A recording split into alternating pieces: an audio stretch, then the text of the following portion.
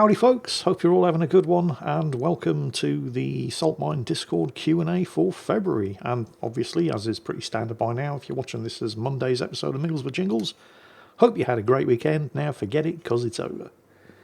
Before I crack on with the questions, there are a couple of things that I wanted to get out of the way. The first being today's sponsor. Once again, it's Incogn.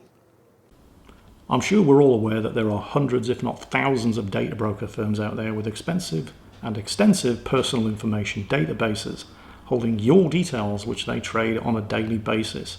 Information which, if it were to fall in the wrong hands, could, for example, be used by criminals to open credit accounts in your name, or file tax returns in your name, or commit crimes in your name. The kind of activities which could take months or possibly even years to repair the financial and reputational damage. Now, Incogn has always gone after these big data brokers on your behalf, and you can get yourself 60% off an exclusive Incogn plan by heading over to incogn.com/jingles and using code JINGLES at checkout. But what Incogn are now offering, under their unlimited and family unlimited plans, is a personal data removal service. If you happen to know, for example, of a people search website, just as one example, or any particular website that has your personal information, and you'd rather they didn't, simply copy the URL into Incogn, and one of their data protection agents will take care of everything else for you. New feature available under the Unlimited and Family Unlimited plans. And again, 60% exclusive discount by heading over to incogn.com/jingles and using code JINGLES at checkout, and take your personal information off the market.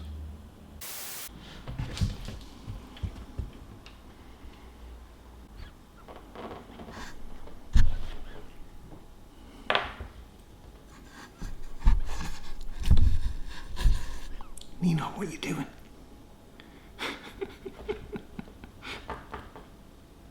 Nino, I'm trying to record an ad.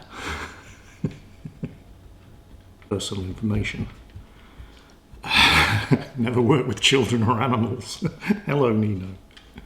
And going after these data brokers on your behalf has always been Incogn's bread and butter. But did you know?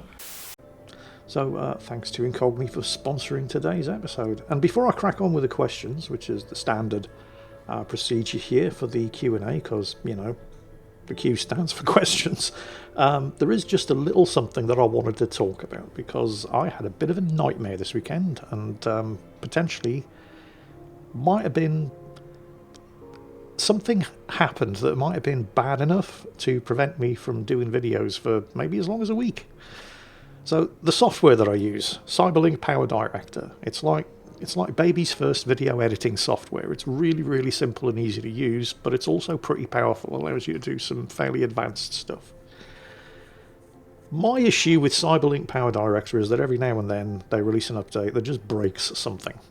And that can range from something as simple as, well, for example, at one point when you usually when I'm recording, or what used to happen in the past when I was recording, was I would drag the video clip that I wanted to put a commentary on into my editing timeline, and then Power Director had a button with a microphone on it, and you would click that and speak into your microphone, and it would lay an audio track down over your video or under your video. And then one day there was an update and that button disappeared. What? How do I do? They just decided that was far too simple, and now they were like, instead of just clicking one button and speaking into a microphone and putting an audio track on whatever you were doing, there were like 3 different buttons you had to pick, and then you had to pick whether you wanted it over or under or add an extra frame, or it was just needlessly complicated. It did give you more control over where the audio track went, I'll give them that. But you could do that anyway if you didn't want to just click the one button. But that's the sort of stuff that Power Director does. Every couple of months they'll do an update that will just change something for no good reason whatsoever. And occasionally they do something that just breaks everything. That was the case on Friday. So Friday I'm setting up, getting ready to do Saturday's video, which was the lift. And I go through my normal procedure. I'll fire up Power Director and it goes, oh, there's an update available. Sure, why not? Download the update, restart the software, drag the video clip that I'm going to use for the lift down into the editing timeline, and then go through the half a dozen button presses that are required to actually start the microphone. And I start. Howdy folks, And welcome back to the lift. This is my third video in the... Hang on a minute, something's wrong. Stopped recording. Now, the way this works, for those of you who haven't actually laid down an audio track over video, is when you press the record button, the video starts playing. Usually you want to mute it, because otherwise you've got the speakers, you've got the video audio coming out of your speakers, and that can get picked up by your microphone and you end up with an echo. So usually you'll mute the video and you're just watching the silent video play, then you're speaking into the microphone and talking about what it is that you see happening on the screen. Yeah, basic. What I noticed, nothing was happening on the screen. And then when I noticed something, whoa, why isn't the video playing? And I stopped recording the audio, the video then updated to where in the timeline it was when I stopped recording the audio. I thought, that's weird. Because if you think about it, if you're not speaking over the video that's playing, if the video isn't playing, you don't know what you're talking about. You're just looking at the still image on screen from when you started recording audio. I thought, what's going on here? I spent 2 hours on Friday clicking every button, dialogue and pop-up available in PowerDirector, trying to find the option that would have the video play while recording audio. Nothing. I spent an hour on Google trying to find anybody else who suffered this problem and had a solution for it. Nothing. I noticed that PowerDirector suddenly had an AI assistant. Brilliant. You know, if anything's going to know how to fix this problem, then the software is going to know how to fix the software. The AI assistant was recommending fixes that didn't exist. It was saying, go into the audio recording room. There is no audio recording room. There was 8 versions of the software ago, but there hasn't been one for 4 years. Oh my God, nothing. So then I started panicking because I couldn't do my job. You press record, you watch the video play, you speak into the microphone and talk about what it is that you're seeing on the screen. But if you're not seeing anything on the screen, if I don't know what's happening in the video that I'm putting a commentary on, I can't put a commentary on it. So I started looking around for other options. What other software can I use? Adobe Photoshop can kiss my ass, and all Adobe products in general. So I'm looking, right, easy video editing software. The number one choice that kept coming up was DaVinci Resolve. And the great thing about DaVinci Resolve is you get 90% of the functionality for free. So you can do pretty much everything you need to do using the free version. And it's extremely powerful. But while everybody was saying it was easy, it's easy to learn to use by the standards of other video editing programs, but it is by no means easy. And I was going to have to learn how to use DaVinci Resolve in about 6 hours or not have a YouTube channel. So, yeah, bit of a tall order. Let's see if there's anything more simple. And I found this one called, what was it? Well, ClipCut was, again, more free video editing software, but it really couldn't do what I needed it to do. CapCut, sorry. Yeah, and it's, if you've never edited video software before, it's probably great. But it's much more heavily focused towards making like YouTube shorts, TikTok reels and stuff like that. So this other one that I tried, Movavi Video Editor. Oh, okay. I downloaded and had a go on the trial version, and it's basically about as simple and easy to use as PowerDirector. So I thought, oh, I'm on a winner here. And then I tried to actually render a video, just as a test clip, and it started asking for money. It's free unless you actually decide you want to use it, at which point they wanted $30 a month. I thought, no. So I'm going to have to learn how to use DaVinci Resolve. And oh no, it was traumatic. It's not that difficult, but it's not the sort of thing you learn how to use in 4 hours and then suddenly you're publishing videos like a champion. There are tutorials and stuff available for it on YouTube, but it was, I was in panic mode. And then Rita suggested have you tried reinstalling the software? And I thought, you know what? It might work, because I couldn't get Power Director to work. But if I delete it and reinstall it, sure. So I went into Windows, what's it called, settings, and I was about to go through the app manager and uninstall it there. And then I thought, no, wait, hang on a minute. Cyberlink has an application manager where you can download and install and update all of their software. I'll do it through that. Cyberlink's application manager not only allows you to uninstall and reinstall all of the software that you have access to, it also allows you to roll back to previous versions. I thought, oh my God, yes, please work, please work. Cut a long story short, it worked. Friday was one of the worst days I have had in living memory. and it's all because while Cyberlink Power Director is inexpensive and extremely easy to use and does basically everything that you'd want a video editor to do, it just has this habit of breaking itself every couple of months. So I have resolved to keep DaVinci Resolve on my system and learn to use it, because the next time Power Director throws a wobbly on me, I don't want to have to spend another day like last Friday trying to figure out how I'm going to keep working for a living.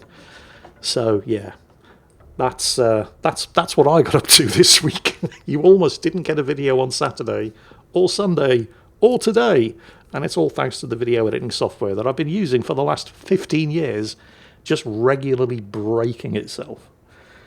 Well, anyway, since this is actually the February Q&A for the Saltmine Discord server, I figure it's about time I actually started answering some of your questions. But I just thought I'd share the nightmare that I had this weekend with you here at the beginning. So moving on to our first question from, once again, Tank50 US. And it appears you can teach an old dog new tricks, because he hasn't written an essay for his question this time. He says, if I woke up one day to find I was being given command of a Stalwart class destroyer from book 3 of his series, link attached, and allowed to name it, what name would you give it? And who would you name as your executive officer, tactical action officer, or RN equivalent? So that would be the ops officer. Actually, well, we called them the ops officer when I was in, but that was like 15 years ago. They've probably got a new all singing, all dancing kind of title for the guy these days. It was exactly the same job, but they changed the title to make him sound more important. Another command crew from the Discord. Well, first of all, my XO would have to be Grumps. Grump Salty would have to be the XO. Basically because he'd probably just sleep most of the time and not bother anybody. And pretty much, I'm sure I could find a position for everybody else, for all the other Discord mods. For the logistics officer, you don't actually have that many. Well, I mean, you got various different heads of departments. Let me think. Well, you got the ops department, or known as the warfare department now, the logistics department, which used to be the supply and secretariat department. You got the marine engineering and the weapon engineering department, and then technically, I suppose you've also got the aviation department, although they're not always on board because they're only with the ship when it deploys somewhere. So that's really only 5 departments. And then you've got the executive department, but that only consists of 4 people. So whatever. So you got like 5 departments on board. And each one is headed by a department head, usually at the rank of lieutenant commander on a frigate or a destroyer, probably a commander on a bigger ship like a carrier or a cruiser. I'd have to start making positions up to fit in all of the mods that I have here on the Discord. But Grumps would definitely be the XO. He'd be the best XO ever because he'd just drink whiskey, fall asleep, not bother anybody. As for the name of the ship, I think I'm going to turn that one over to you. So you guys who are watching this as Mingles with Jingles on Monday, let's see it in the comments. If I had command of a Stalwart class destroyer from Tank 50's book series, what would we name it? So that's over to you guys. Let's see your suggestions in the comments. And moving on to the second question from Mariulo. Hope I'm pronouncing that right. Probably not. Hello Jingles, I hope you're well this fine morning. If you could go back in time to the release of any game and do a collaboration video with any celebrity, which game would it be and with whom? They don't have to be related to the game directly. Oh, I was about to say, it would have to be Alien Isolation with Sigourney Weaver. And he said, think Alien Isolation with Sigourney Weaver, for example. Yeah, that would be great. Although it would be very short. How far? I mean, how much gameplay was in Alien Isolation before you got to the point where you got to the medical set? Because you played for about 20 minutes before you even saw the alien. And then you were never really in any danger from that point. I mean, if you mucked around, the alien could catch you and kill you. But if you basically just did what any sane person would do and run away from it, then you were never in any danger from the alien. I think for about another 1 or 2 hours until you got to the medical section. And then from that point on, you were fair game. So it might not be a very long collaboration because I'd only be able to get about 3 hours in before just not being able to continue. Plus, I don't really think Sigourney Weaver's much of a gamer. Because we had that in last week's Mingles with Ron Perlman, who's doing the voice of the super mutant in the second season of the Fallout TV show. Because that's not his first piece of work for the Fallout series. He did the War Never Changes intro voiceover in the first 3 Fallout games, but he's never played the game. He has no idea what it's all about. Despite being heavily involved in it, he actually doesn't have a clue what Fallout's about. And I imagine... Well, it wouldn't be that bad with Sigourney Weaver. I mean, she knows what Alien's about, even if she would probably never have played Alien Isolation. But yeah, I think that would be hilarious. That would be... I mean, it'd be amazing for me to actually meet and talk to Sigourney Weaver, and hilarious for you lot watching me play Alien Isolation again. It's never going to happen, of course. And not just because Sigourney Weaver's never going to do a collaboration with me. I'm never playing Alien Isolation. Although they've got a second game coming out now, haven't they? It's been confirmed they're developing Alien Isolation 2. And I'm going to have to get it. And I'm going to have to try to play it. Because it will be hilarious. But, I mean, I'm not fooling anybody here. There's no way I'm finishing Alien Isolation 2. It's just not going to happen. Oh, anyway. Oh, also, he says, P.S. Have you ever heard of Star Sector? I have. It's a real indie gem made by a handful of people over more than a decade. So, Star Sector, you won't... If it's what I think he's talking about, you won't find it on Steam. It's got its own webpage, and you buy it. It's constantly in development. It costs pennies. And it's... The reason he's bringing this up, all you guys who were playing Starcom as a result of seeing my Starcom videos, Star Sector is very, very similar. And it's definitely worth it. So yes, definite recommendation there. Star Sector. If you've enjoyed Starcom, if you played Starcom Nexus, the first game, and you've played Starcom Unknown Space, the second game, and you fancy something in a similar vein that's as good, Google Star Sector. I hope we're talking about the same game here. We probably are. There aren't that many games in that kind of genre. Anyway, next question comes from Yamatog2. When was the last time, or a notable time, when you were playing a video game that you had an "oh, this feels so good" moment? I had one yesterday in World of Tanks when I blew up the ammo rack of a nearby full health mouse.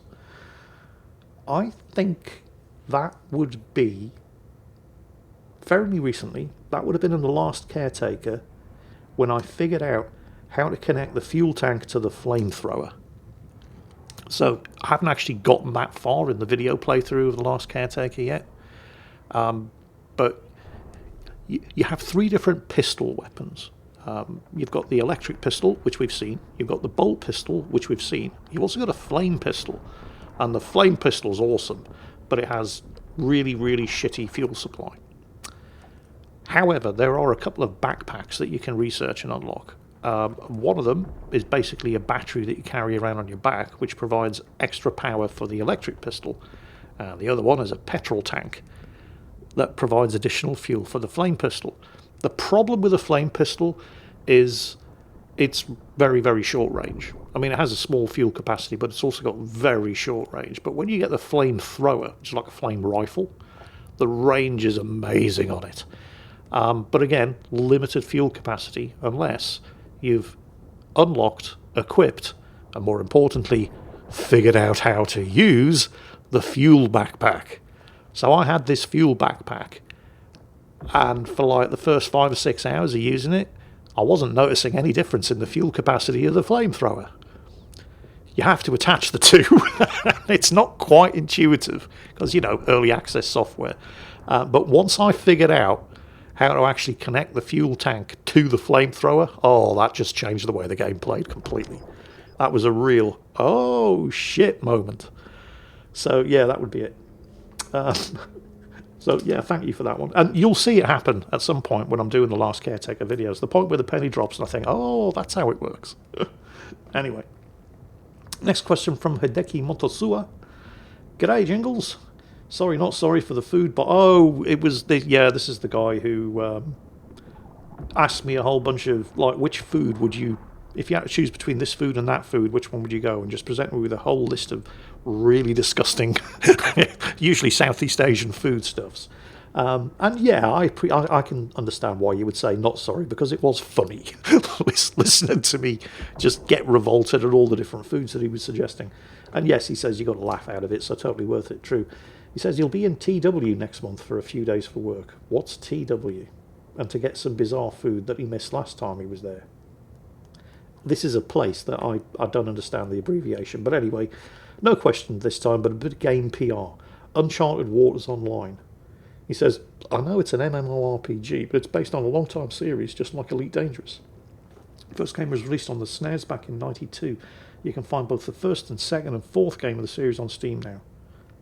I have never heard of it. Sorry. Usually, it used to be the case that when somebody mentioned a game and I'd never heard of it, it was because it was a really, really obscure game that only a couple of people had ever heard of.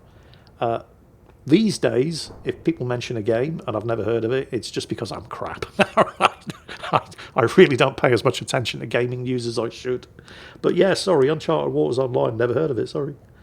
Looking at the MMORPGs I've played, obviously World of Warcraft, Knights of the Old Republic, which was great until it went free to play. I played Black Desert Online. Star Trek Online is actually pretty good. You know, they never lose subscribers. It's weird. It's probably mostly just because it's Star Trek.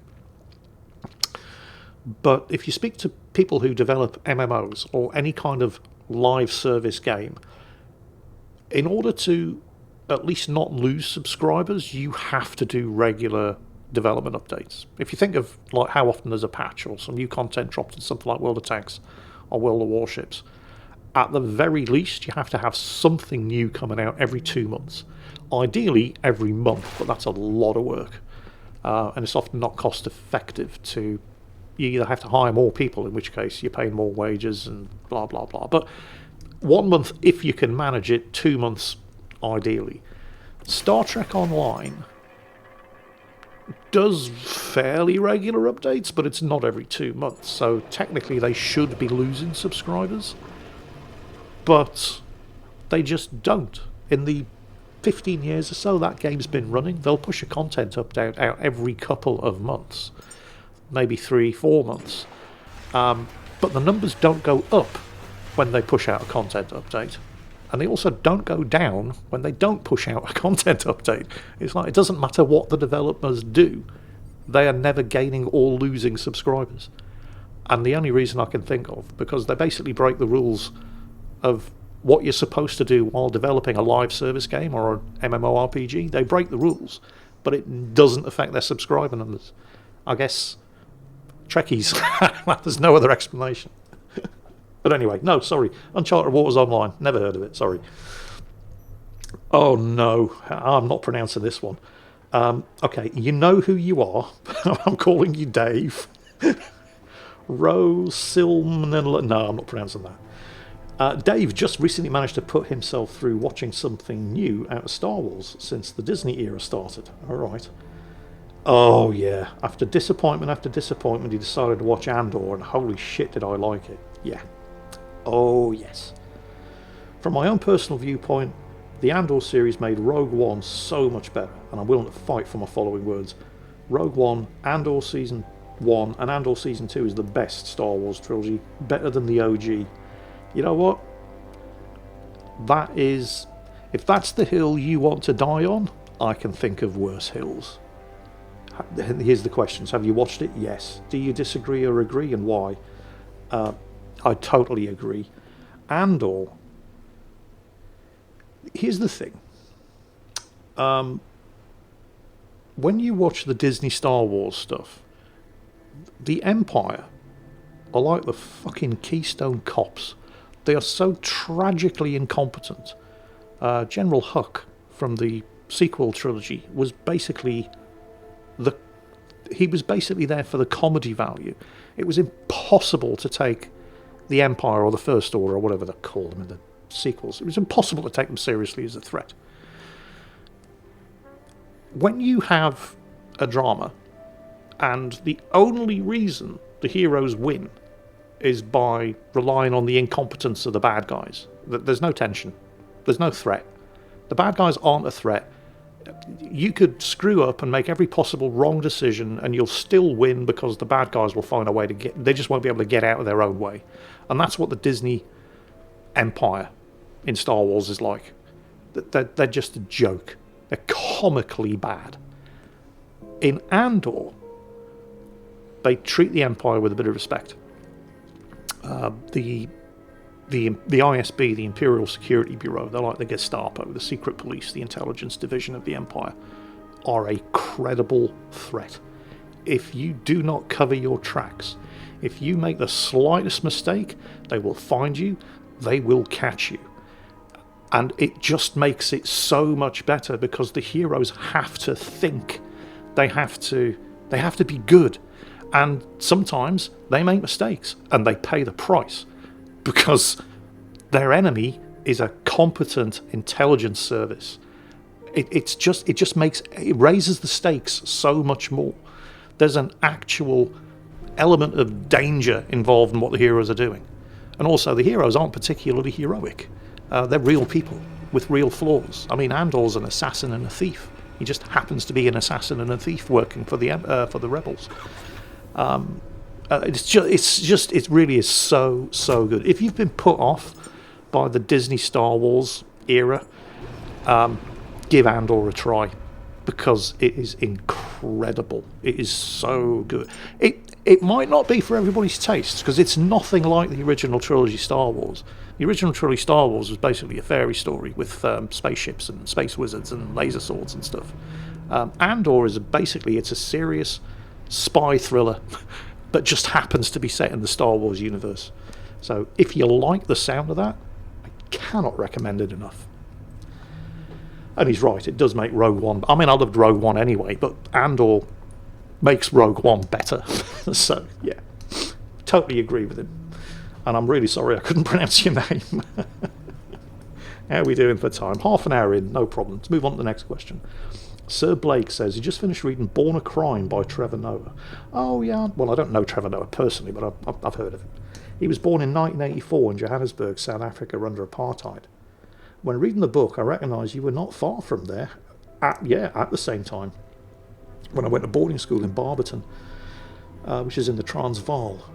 You specifically mentioned the riots in 1986 on the 10th anniversary of the Soweto uprising. Soweto is exactly where Trevor Noah later lived. You just lived 300 kilometres from each other. Yeah, so he would have been 2 years old. 4 years old, whatever, yeah. Very, very young. And I was like a teenager in high school at the time. But yeah, same time, more or less the same place. He says, for the people who want to hear Jingles' story, look up Mingles with Jingles episode 6, 33 minutes in. If you haven't read the book, I definitely recommend it. Yeah, I remember the night the night I was talking about.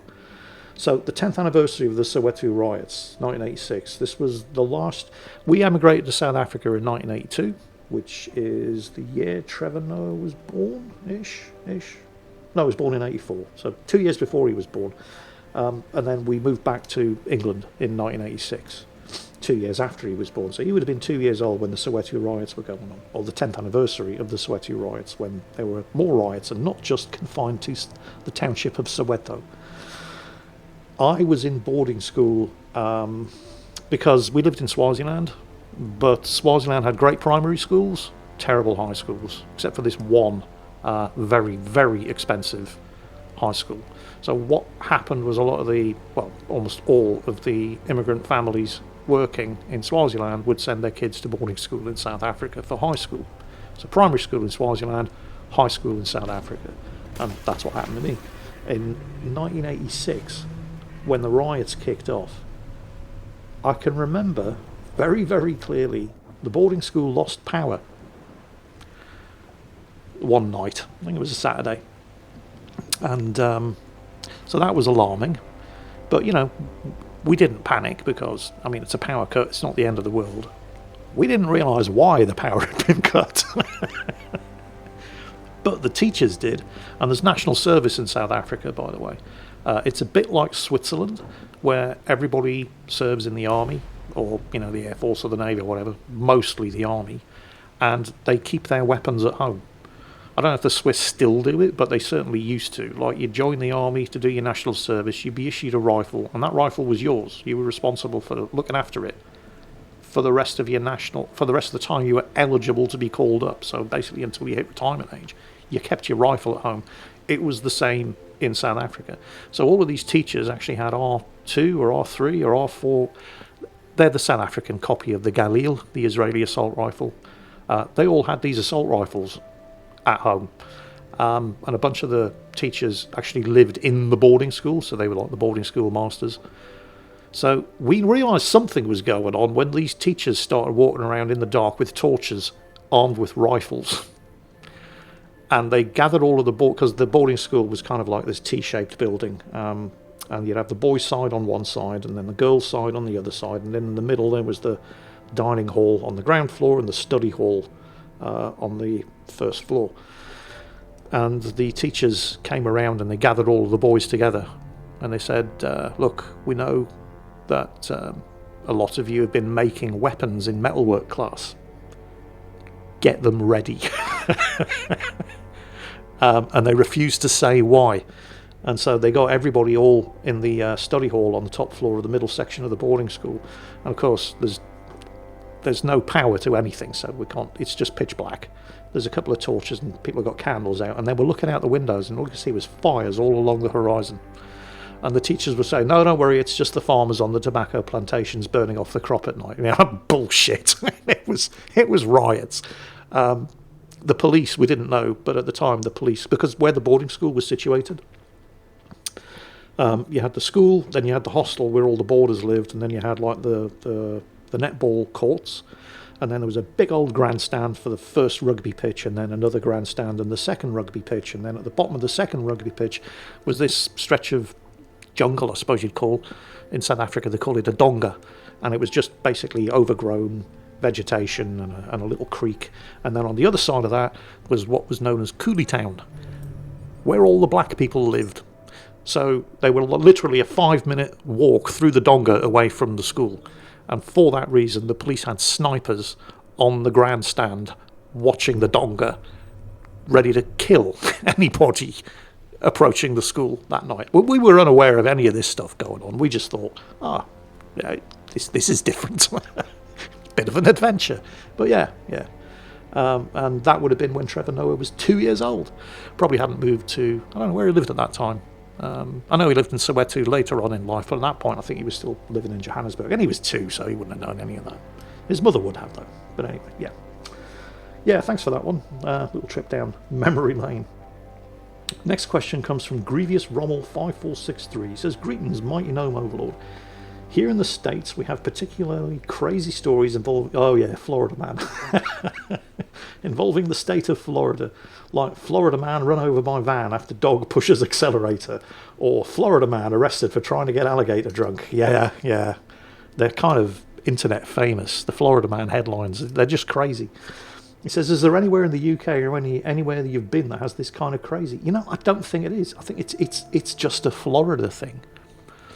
Because, anytime you're on Twitter or browsing the internet or whatever, and you pulled up a bunch of Google search results, and if the first 2 words of whatever is Florida man, insane levels of crazy and stupid are about to happen. I don't get it. I don't understand it any more than you do. But it's just, I don't think anywhere else in the world that I am aware of has that kind of thing. I mean, here in the UK, we've kind of got the sort of Somerset, West country bumpkin, country yokel idiot kind of, really, we don't actually know. I think in Germany they have something like that with people from Bavaria, but it's a very, very slim, cut-down version of the Florida man phenomenon. I don't really think there is anywhere else in the world where you get the same level of crazy associated with men from a certain state. It's just Florida. So, yeah, congratulations, you're unique. Anyway, next question comes from SF Mason, and I think we're going to have to start knocking this one on the head. So let's say this was going to be the last question. Jingles, I'm glad you liked the previous suggestion for the crust. Oh yeah, I've looked that up. He's looking forward to seeing my take on it. Also, I may have started playing Cold Waters because of you and Jive Turkey. It is most certainly not easy to play, but certainly entertaining. Yeah, Cold Waters is one of those games that, I mean, it's not hard to play, but it helps if you have some kind of naval background, because there's a level of understanding that you have that somebody without that background wouldn't. And it just makes it easier. You know, you get the concepts that the game is trying to get you to manipulate. You don't have to learn the concepts as well as learn how to play the game. So yeah, I do kind of get that. On to the question. Could you try and get a ceiling cat style meme with Akazuki or one of the other cats? I'd like to print it and put it up by the hole in my ceiling, which still remains, and may take longer due to asbestos being found. Oh shit. So the whole lot has to come out now with 3 months waiting for repairs. Oh, that sucks. I probably could very easily, because Nino, holy shit, he's an athletic cat. Where I sit right now, I've got like a walnut desk. I had this room fitted out as a recording studio and office. And I'm sitting at the desk, and then in front of the desk, above the monitor, I've got a double stage shelf system. And then on top of it, I've got more storage. And it's probably 7 or 8 feet above the ground, the top level. And the desk is about like 3.5 feet up. But Nino, none of the other two can do it. Nino can get from the desk straight to the top in one jump. Like, he doesn't even pause for breath on the way up. And his favourite spot when I'm sitting here, because all three of the cats have got their favourite spots while I'm sitting here recording. Susie likes to sit on the chair next to me, and she'll just sleep there the whole day. She just wants to be near me. Akazuki likes sitting in one of the shelves up above the monitor, because she can jump on top of the PC and then from there easily get onto the shelf. But Nino goes all the way up to the top, and he just lies on top of the boxes of the pile of shame from the modelling collection. He lies on top of those boxes and he just stares at me for hours.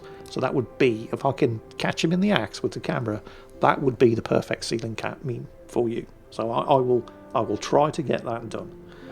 And on that cat stalker bombshell, I think that's going to be it for this week's episode of Mingles with Jingles and this month's Q&A for the Saltmine Discord server. Apologies to anybody whose question I didn't get around to answering. Thank you to everybody who turned up and posted a question. Thanks again to the mods for organising this, because if it was up to me it just wouldn't happen because I am terrible. And as always, take care, and I'll catch you next time.